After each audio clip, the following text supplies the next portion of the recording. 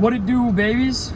A lot of you probably don't even remember a time in your life when you did not have a phone. And that's a problem. For me, because I'm Gen Z, growing up in the early 2000s, the first iPhone came out in 2008.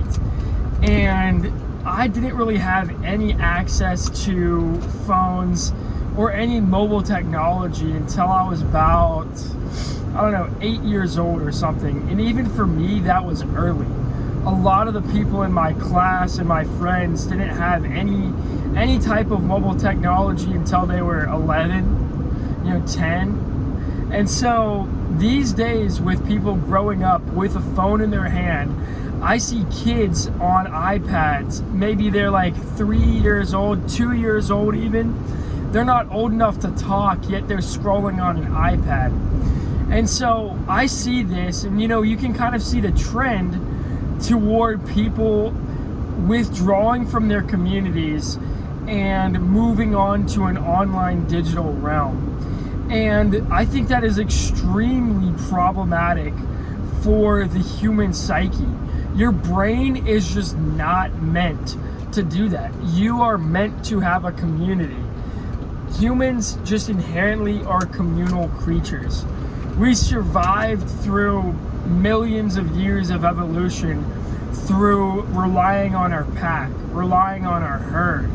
And if we were apart from the herd, the chances of our survival were extremely low. So when you think about the genes that were propagated to create the human species, the genes that were propagated were ones that wanted to be together.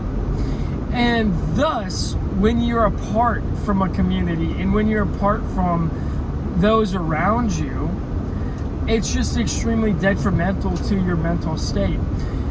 So that's one thing. The other thing, of course, is that seeing other people's lives on social media is never, ever a good thing, because you're always comparing yourself to these other people that there's no reason to compare yourself to. The only comparison you should ever be making is between you right now and you in the past. Am I better today than I was yesterday? And that's it. That's the extent of it, because everybody has a completely different circumstance. You can take two people from the same exact family. You can take twins even, born 7 minutes apart, same family, and they'll have extremely different circumstances just because of the way that they've grown up. And so that's another thing. The third thing that I'll talk about is the time. The amount of time you spend on social media is probably the worst thing that has ever happened to modern society. When you look at ancient cultures, they were spending 10, 12 hours a day working on something that was extremely beneficial for their community and for the society. Look at the Mayans. They're building these gigantic farming villages and temples, things that really mean something. When you finish a project like that, you can look and say, wow, we really accomplished something. Now, say for instance, I'm scrolling 2 hours a day. Okay, over a week, that's 14 hours. 14 hours. Let that sink in. What can you do with 14 hours? There's really endless possibilities, because then you let those 14 hours compound week by week, and you have yourself quite a bit of time that you could be using for things that are actually beneficial for your life.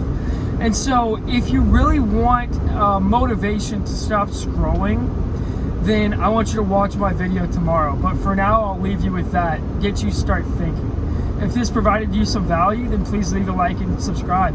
Peace.